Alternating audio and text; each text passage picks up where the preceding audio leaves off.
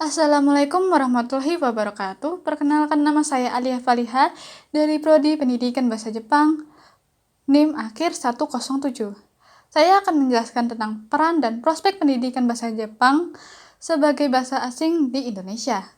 Di Indonesia, pendidikan bahasa Jepang telah mengalami perkembangan yang signifikan dalam beberapa tahun terakhir.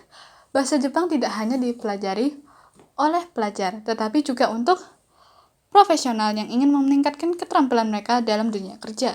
Ada juga beberapa aspek seperti berikut. Yang pertama, latar belakang pendidikan bahasa Jepang. Bahasa Jepang mulai dikenal pada awal abad ke-20, terutama selama masa penjajahan Jepang.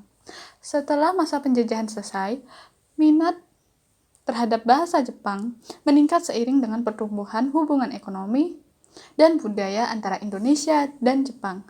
Saat ini, banyak institusi pendidikan yang menawarkan program bahasa Jepang mulai dari sekolah dasar sampai universitas. Berikut beberapa faktor yang mempengaruhi popularitas bahasa Jepang di Indonesia. Yang pertama yaitu budaya pop, seperti film, anime, manga, musik Jepang, dan lain sebagainya yang banyak digemari oleh masyarakat Indonesia. Yang kedua yaitu kesempatan kerja.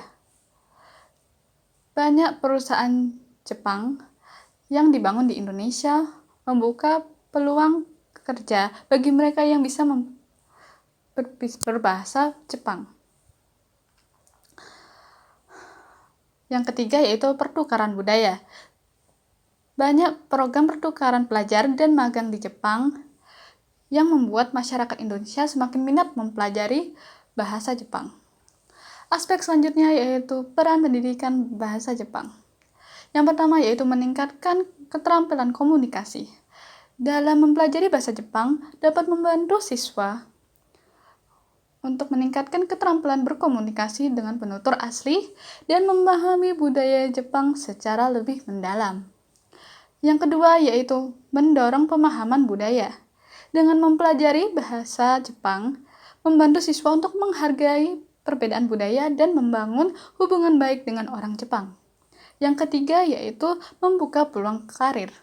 Bagi mereka yang memiliki kemampuan bahasa Jepang, dapat membuka banyak peluang karir dari berbagai sektor, seperti perusahaan multinasional, industri pariwisata, dan pendidikan. Aspek selanjutnya yaitu metode pengajaran. Yang pertama yaitu pendekatan komunikatif. Siswa diajak berdiskusi, berdebat, dan berinteraksi dalam bahasa Jepang, sehingga dapat meningkatkan kemampuan berbicara dan mendengar mereka. Yang kedua yaitu penggunaan teknologi. Dengan teknologi, siswa dapat menggunakan aplikasi, video, platform digital yang memungkinkan siswa untuk belajar lebih interaktif dan menyenangkan. Yang ketiga yaitu pembelajaran berbasis proyek. Contohnya seperti siswa membuat presentasi menggunakan bahasa Jepang. Aspek selanjutnya yaitu tantangan dalam pendidikan bahasa Jepang. Yang pertama yaitu keterbatasan sumber daya. Keterbatasan sumber daya ini termasuk buku, teks, materi ajar, dan guru yang tidak berkualitas atau kurang berkualitas. Yang kedua yaitu persepsi masyarakat. Ada persepsi orang bahwa bahasa Inggris lebih penting untuk dipelajari daripada bahasa Jepang. Yang ketiga yaitu kualitas pengajaran. Banyak guru bahasa Jepang yang belum memiliki pelatihan yang memadai. Aspek selanjutnya yaitu prospek pendidikan bahasa Jepang di Indonesia. Yang pertama yaitu permintaan pasar yang tinggi. Yang kedua kerjasama internasional. Yang ketiga pengembangan kurikulum. Kesimpulannya yaitu pendidikan bahasa Jepang memiliki peran yang penting.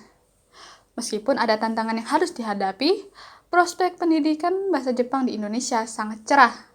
Dengan dukungan dari pemerintah, institusi pendidikan, dan masyarakat, bahasa Jepang dapat menjadi salah satu bahasa yang diminati oleh masyarakat di Indonesia. Terima kasih. Mohon maaf bila ada salah kata. Wassalamualaikum warahmatullahi wabarakatuh.